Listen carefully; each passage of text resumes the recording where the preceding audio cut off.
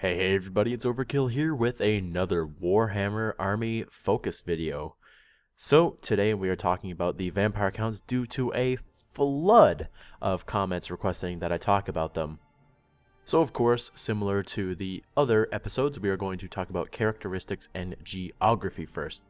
So, similar to Chaos, the vampire counts have no ranged units apart from magic. Yep, that's right. They're wizards. Necromancers, vampires, are the ones that need to cast ranged spells to actually do damage. Everything else is foot slogging or flying, I suppose. But yes, it is a huge disadvantage because pretty much all of their troops are slow moving, but some of their units, as I mentioned, can fly and are a bit faster, such as things like dire wolves, and Vargeist and such, the things that can actually fly or run. Pretty much their entire army is fodder. There are small amounts of elite troops such as Graveguard and the like, but we'll get into that as we get through the list. And they have a load of monsters and crazy big creatures and such. Their troops are unbreakable, or at least the units that are undead, which is pretty much the entire thing. So that is a huge advantage over the rest of the races. They do not run away. I'm not sure how they're going to implement it in Total War Warhammer. I don't know if it's going to be as simple as that. It would be very overpowered depending on how good their units are actually going to be. We don't know. I don't know. No one really knows the information for that yet. They're one of the only races who aren't specifically religious, although they do follow the teachings of Nagash, which is the creator. And he created the vampires thousands of years ago in the lands where the Tomb Kings occupy, which is a faction we haven't seen in Total Warhammer yet, because they're probably going to be in like the second or third game. But he created the vampires. We're not going to go into detail about this, but he created the vampires. Eventually they were outcast essentially from Nahakara. Oh, sorry, can't pronounce very well. And they ended up in the Empire. They ended up taking over Sylvania, and from then on, it's been the way it is now. Amazing. So the geography of Sylvania is not great. It is not a very nice place. It is a former imperial province of the Empire, of course, or imperial province of the Empire. What was that? Most of its territory has been absorbed by the county of Stirland, which is another province, of course. And it's just a bit of a crazy place that no sensible imperial citizen would really want to go to. Technologically, the land is far behind the rest of the empire. Proper infrastructure and even education are nearly non-existent. Most of the common folk of Sylvania are very superstitious and don't even think that gunpowder, or rather they think gunpowder is a frightening technological marvel. The middle class of Sylvania is basically non-existent, where it's basically the lowest of the low in terms of peasants, and then the highest of the high in nobility, which is the vampire counts. And this actually outshines or shadows over even the likes of Bretonia. And now Bretonia, if you're a peasant, your life is shit. So imagine being in Sylvania and being a human. Not fun. But of course, this land, Sylvania, is now considered the rightful domain of the von Karsteins, which are the current vampire counts. So the lands of Sylvania are surrounded in mist and darkness, literally everywhere. Like, think about the stereotypical vampire movie where it's like, oh, the scary castles and bats going everywhere, everything's all foggy and dark. That's Sylvania. The soil is infertile. Most of the regions are turning into bogs and swamps, marshes, that kind of stuff. And the rest just being forest. It's bogs and forests. And in the forests lay the most disgusting, grotesque creatures. Ghouls and broken vampires, essentially. It's bordered to the east by the World's Edge Mountains, which are the homeland of the dwarfs. The border between Sylvania and Stirland is basically unrecognizable. It's been redrawn many times since Sylvania has receded from the Empire. To the north, the River Styr provides a border with Ostermark, another imperial province. To the south lies some land that is currently held by Stirland. And to the southwest corner of Sylvania edges into Mootland, which is a narrow border that is steadfastly patrolled by halfling field wardens. Now, halflings are basically what you would expect from fantasy, like the halflings in Lord of the Rings. They're little short people, of course. Now, due to its proximity to the mountains, it is a land of harsh winter that paint the ground blindingly white. To go out during the winter in Sylvania is almost certain death in the night. But speaking of night in Sylvania, going out in the summer in Sylvania is not even that safe either, due to, of course, vampires and such. The storms come off the mountains all the times, and this makes for damp land, and that's why much of the land is covered in bogs and moors. So essentially, Sylvania is a place you don't want to live in. It's covered in swamps. It's covered in forest. It's a shitty place. It's always dark. It's always shitty weather. You don't want to live there. So now we move on to the politics and the hierarchy, to be more specific. For the Vampire Counts, there is no political party. You are the Vampire Count. If you are the Vampire Count, you rule the land. If you're not, you're under the Vampire Count. There's only one, and since the creation of the Vampire Counts, of the vampire race as a whole, there have only been 3, and those 3 are Vlad von Karstein, Conrad von Karstein, and now Mannfred von Karstein. Of course, Sylvania is ruled by the strongest vampire. There are a lot of them. There are a lot of lords and families of vampires, and whoever is the most powerful, the most ambitious, the strongest, rules Sylvania as a vampire count.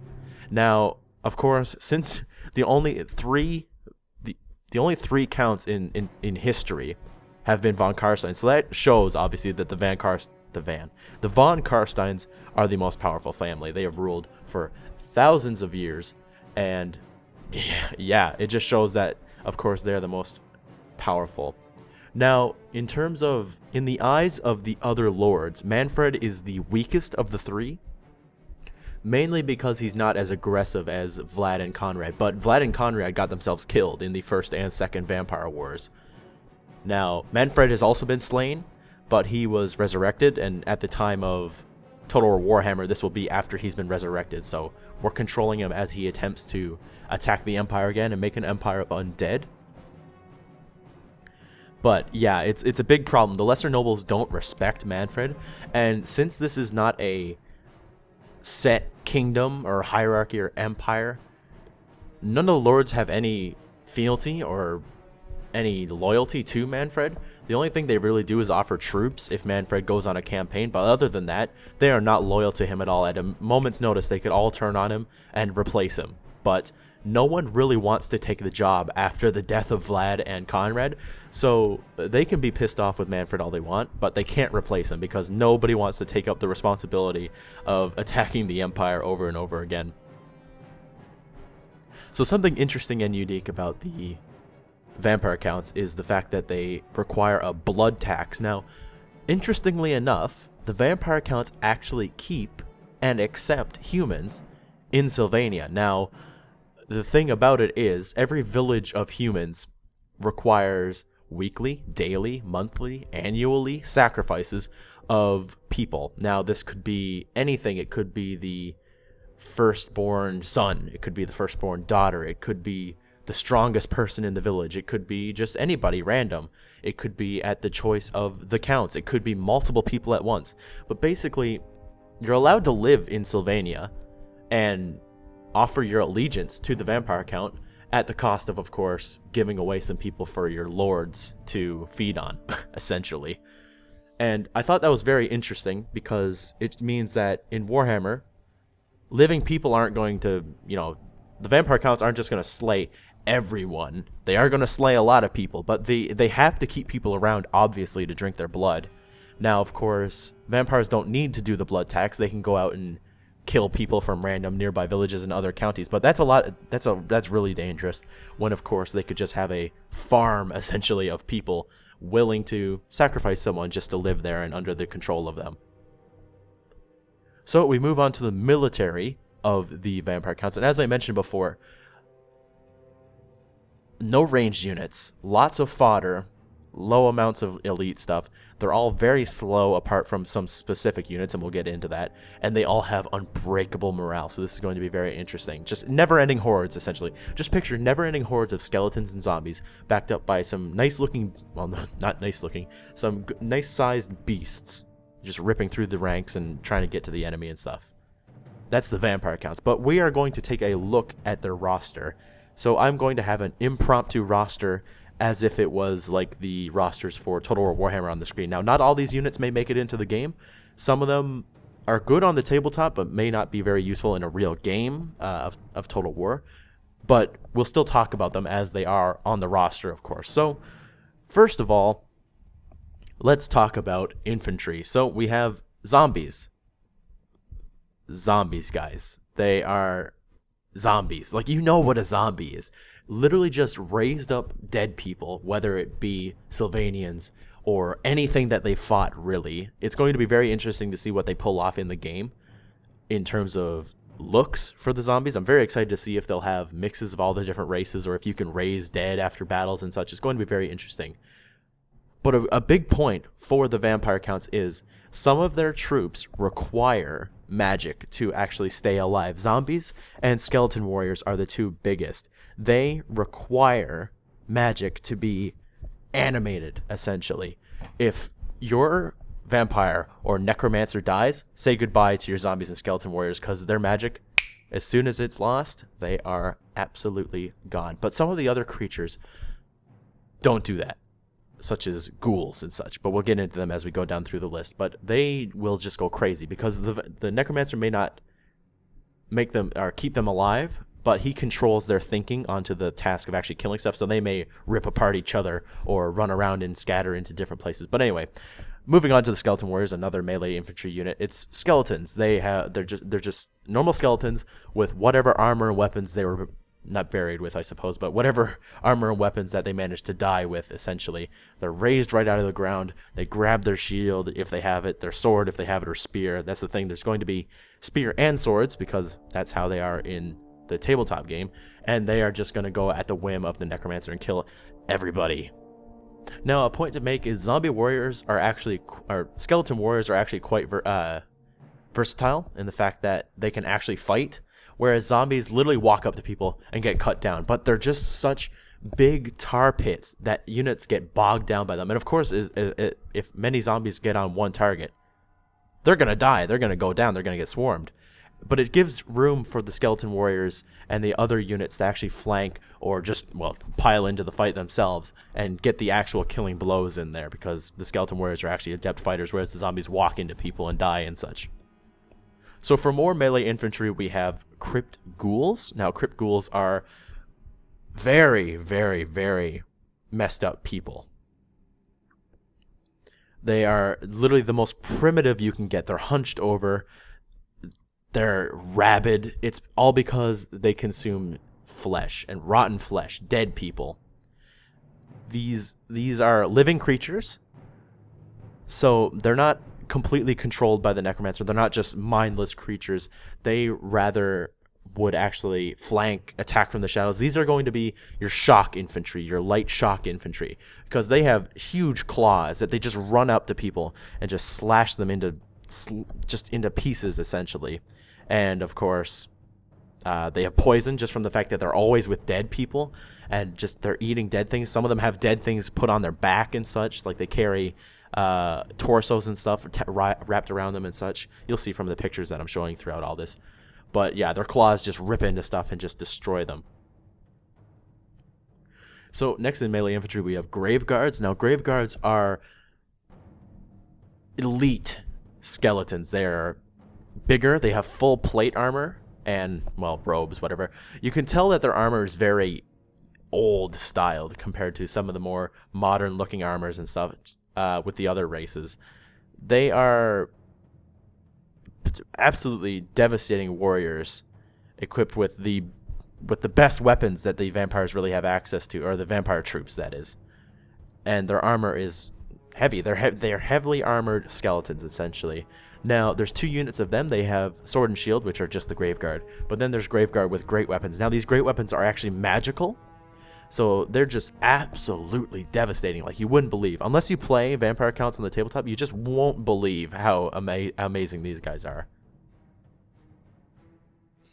And then finally, for infantry, we have Spirit Hosts. Now, Spirit Hosts aren't really infantry, I suppose. They are people, essentially, in size and such, and using weapons and all that. But they're ghosts. They're spirits. They fly around, or not fly around. They float around going all, ooh, spooky ghosts. But they don't fight, per se. And in the tabletop, only magical weapons can hurt ghosts or ethereal units. There we go. Only magical weapons can harm them, so I'm not sure how they're going to implement in that Warhammer. But if ethereal units can only be damaged by magical weapons, OP is shit. But in all honesty, I'm not sure. I don't know anything about the vampires. We don't know anything about the vampires yet in Total Warhammer. We might be surprised. They might add in unbreakable troops and not being able to hurt ethereals without magical weapons. I'm not sure. I would like it if they stayed accurate, but at the same time, not being able to hurt ethereals without magic weapons is going to be a pain in the ass. And for people who don't know that from Warhammer, you're in for a world of hurt if you fight some ethereal units without anything magical. But anyway. So then we move on to cavalry. So for cavalry, there are 3 things. We have Black Knights, which are skeleton knights.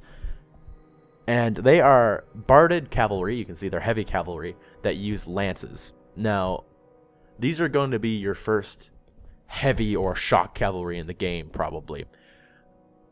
And that's it.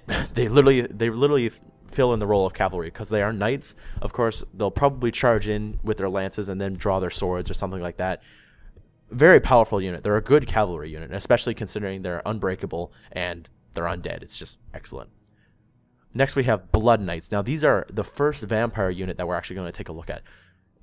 And the Blood Knights are absolutely devastating. They're considered one of the best units in the tabletop, and they are very expensive. Not in just points, but models. Holy cow, in the tabletop. I know that's not what this is about, but on the tabletop, it's like $115 for 5 of them. It's ridiculously expensive, and I hate it because I want some. But they once were an honorable part of the Imperial Army. They were a section of the Imperial Knights. But, of course, turning into vampires doesn't really bode well when you're Imperial. So now they all fight for the vampire counts.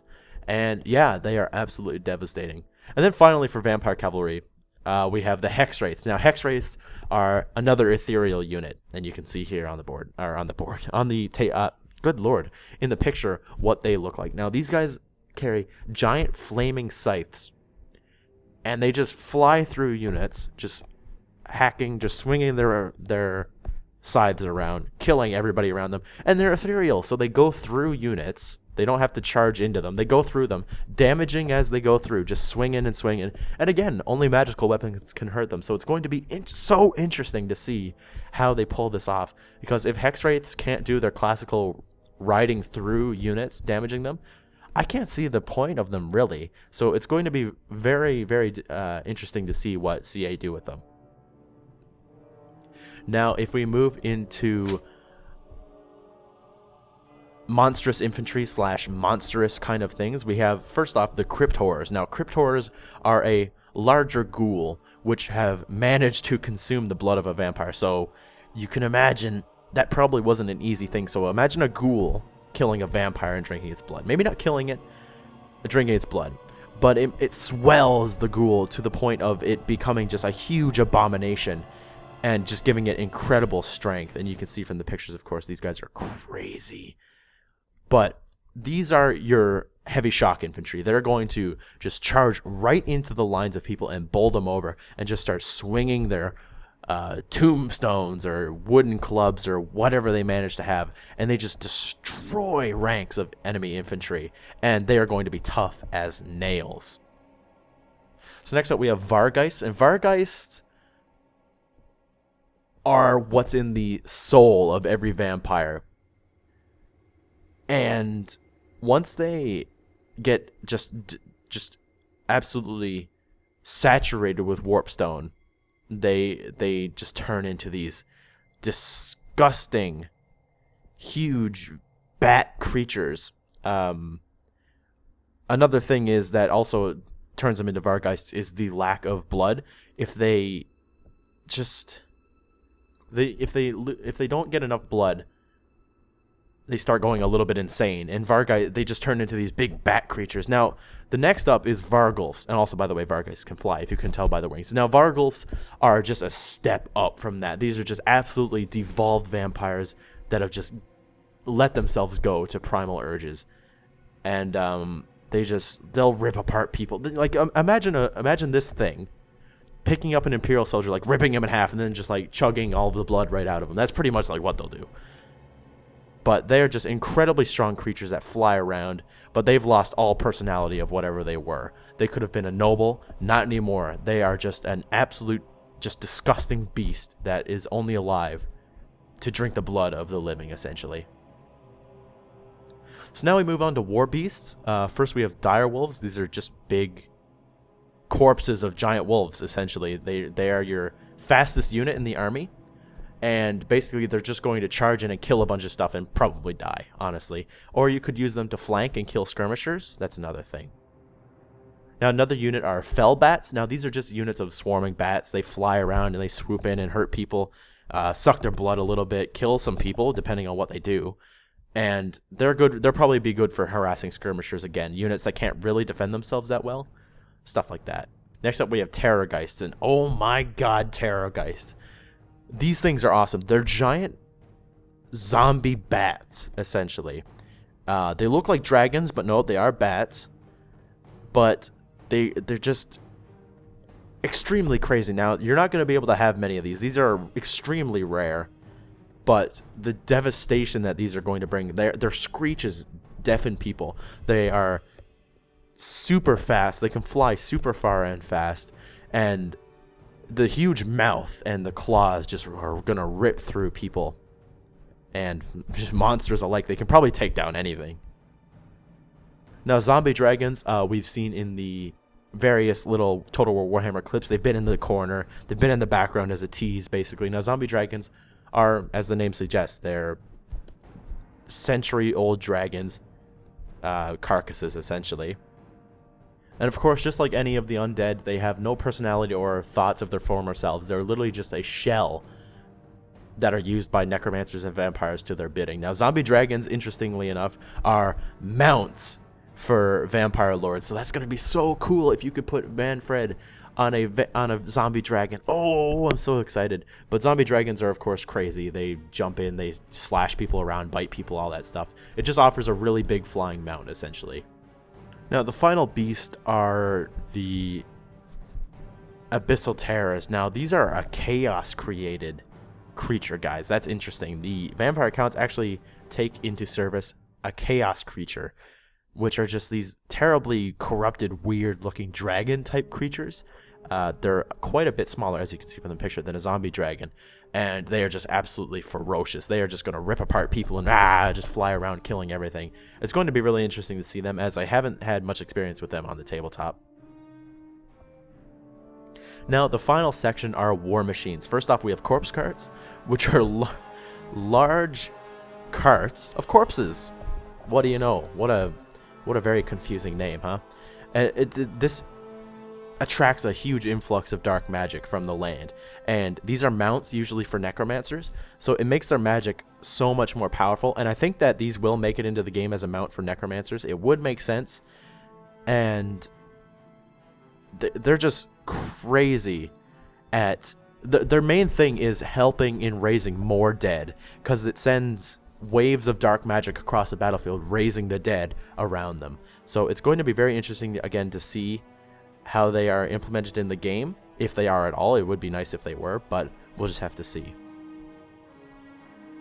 Now, an interesting one is the black coaches. Now, the black coaches are literally a coach driven by horses.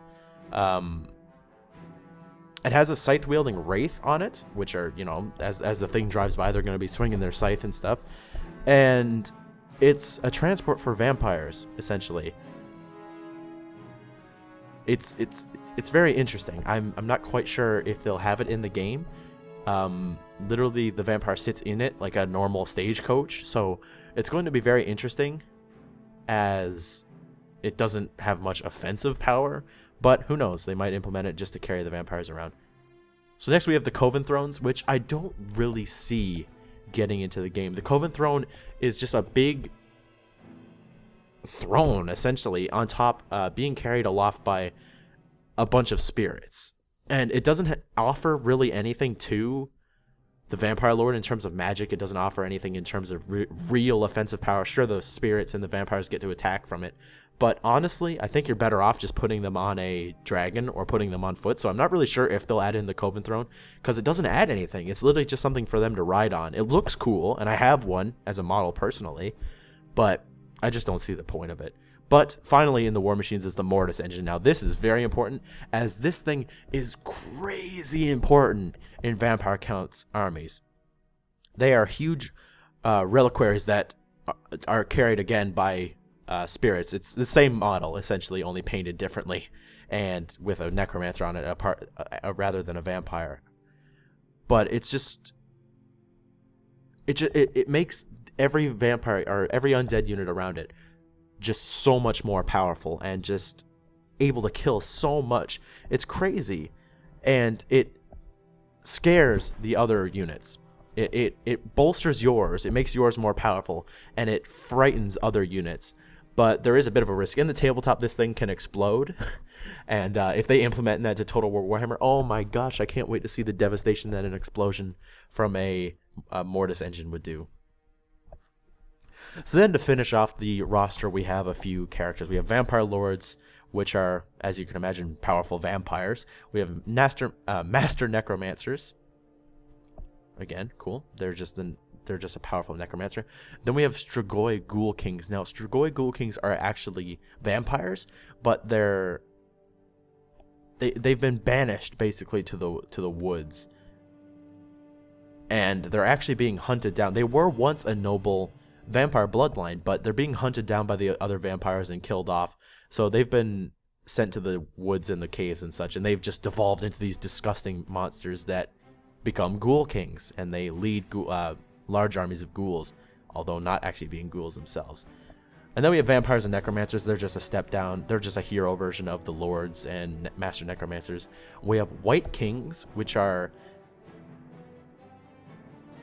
ancient human warlords that have been risen up by vampires and necromancers to lead hordes of skeletons, essentially. They are a skeleton themselves. They're pretty comparable to a Graveguard in looks, and basically they're just a very cheap way of leading a Vampire Count's army. You still do need a Necromancer, though, of course, if you're going to bring one of these. And then finally, there's Tomb Banshees. Now, Tomb Banshees are sorceress, witches, enchantress, anybody that have died in a bad way, essentially. They've been risen up, and these women become evil Tomb Banshees.